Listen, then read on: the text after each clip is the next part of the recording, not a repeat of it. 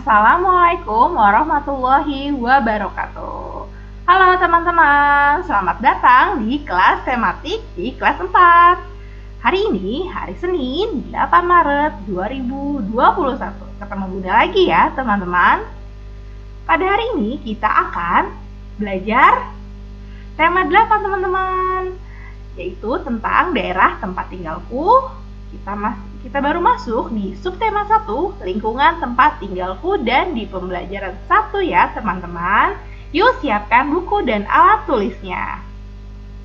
Sebelum kita mulai, alangkah baiknya kita berdoa terlebih dahulu. Bismillahirrohmanirrohim. Rabbi zidni ilma warzuqni fahma. Ya Allah, tambahkanlah ilmuku dan pertinggilah kecerdasanku. Nah, sebelum kita masuk ke pembelajaran, teman-teman harus tahu tujuan pembelajaran hari ini. Yaitu ada yang pertama, melalui mengingat kembali mengenai cerita fiksi, siswa dapat memahami ciri-ciri dan jenis cerita fiksi dengan baik. Yang kedua, dengan memahami cerita fiksi, siswa dapat mencermati tokoh-tokoh di cerita fiksi dengan baik.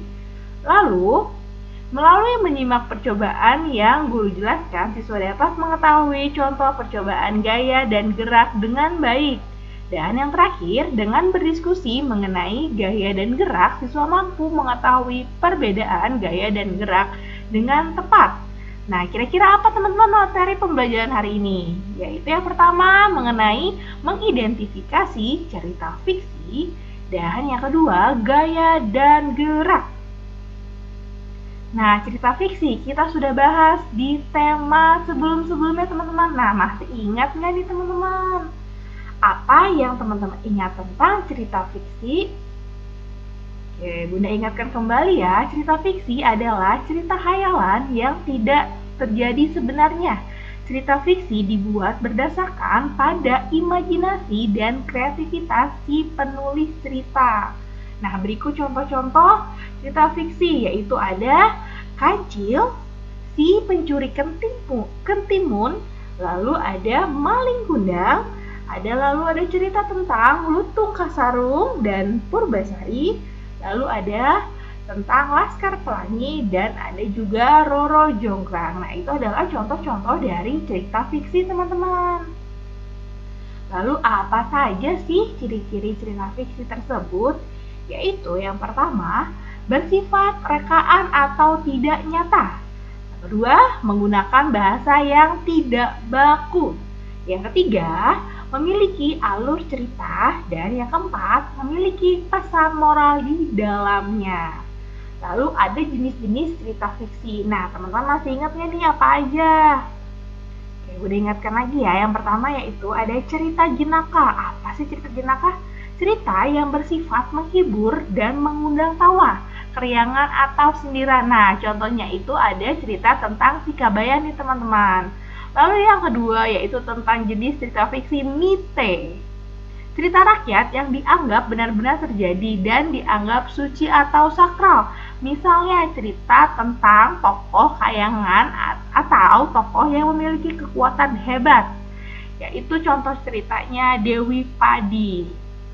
Yang ketiga itu ada fabel, cerita yang menggambarkan watak dan budi pekerti manusia yang diibaratkan pada hewan. Nah, contohnya si kancil dan buaya. Dan yang keempat yaitu tentang legenda. Dongeng asal mula terjadi di suatu daerah atau tempat. Contohnya yaitu terjadi di Gunung Tangkuban Perahu. Lalu yang kelima ada sage. Apa itu? Cerita lama yang berhubungan dengan sejarah yang menceritakan tentang keberanian, kepahlawanan, kesaktian, dan keajaiban seseorang. Yaitu contohnya tentang Ciung Warana. Dan ada lagi cerpen, yaitu cerita pendek. Cerita yang biasanya menceritakan satu tokoh dan panjang ceritanya tidak lebih dari 10.000 kata. Contoh cerpen yaitu tentang 3 permen lollipop terdapat pada majalah Aku Anak Saleh. Dan yang terakhir itu ada novel, karangan prosa yang panjang dan mengundang rangkaian cerita kehidupan seseorang. Novel juga menunjukkan watak dan sifat dari setiap pelaku. Contohnya itu ya tentang anak rantau. Nah, sekarang kita beralih ke materi kedua, yaitu tentang gaya dan gerak. Apa yang teman-teman pahami tentang gaya dan gerak? Materi sebelumnya sudah dibahas di tema kemarin. Oke, apa sih itu gaya? Bunda ingatkan lagi ya. Gaya adalah sesuatu yang dapat menyebabkan benda bergerak.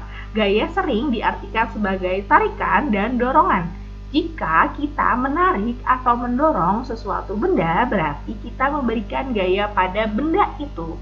Dan apa itu gerak? Gerak adalah perpindahannya posisi benda tersebut dari titik semula.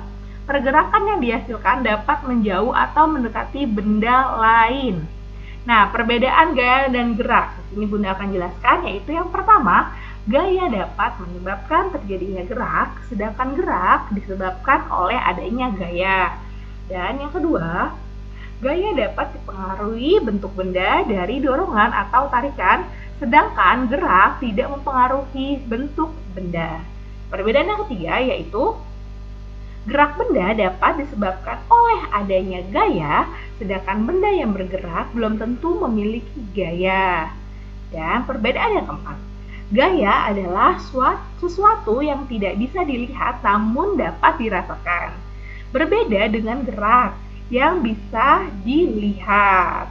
Lalu perbedaan yang kelima yaitu gerak dipengaruhi oleh gaya, sedangkan gaya tidak harus dipengaruhi gerak. Nah, seperti itu teman-teman. Dan contoh gerak dan gaya seperti ini teman-teman. Nah, dalam kehidupan sehari-hari ada beberapa aktivitas yang merupakan contoh dari gerak dan gaya. Teman-teman boleh lakukan percobaannya ini di rumah ya. Yaitu contoh gaya, yaitu kita mendorong meja. Nah, seperti itu. Lalu ada contoh yang kedua, yaitu menarik ketapel, menarik karet pada ketapel. Nah, itu adalah contoh dua gaya. Lalu contoh geraknya, yaitu bersepeda, sepeda yang bergerak dari satu tempat ke tempat yang lain. Nah, teman-teman suka dong naik sepeda di rumah. Nah, itu adalah salah satu contoh gerak. Dan yaitu karet yang memanjang karena ditarik. Seperti itu teman-teman.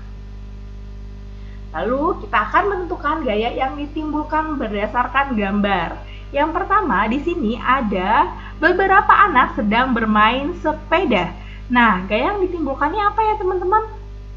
Yaitu adalah gaya dorongan ketika mengayuh sepeda tersebut. Akibatnya sepedanya itu bergerak melaju dari satu tempat ke tempat lain. Dan di sini ada gambar anak sedang bermain lompat tali. Gaya yang ditimbulkannya adalah tarikan karena adanya gaya gravitasi bumi. Akibatnya, anak ketika melompat akan jatuh ke bawah karena adanya gaya gravitasi bumi. Betul teman-teman. Lalu ada di sini anak sedang bermain badminton atau bulu tangkis. Gaya yang ditimbulkannya adalah gaya dorongan ketika memukul bola atau kok. Akibatnya kok berpindah gitu teman-teman. Lalu ada nih yang keempat, ada gambar apa nih teman-teman?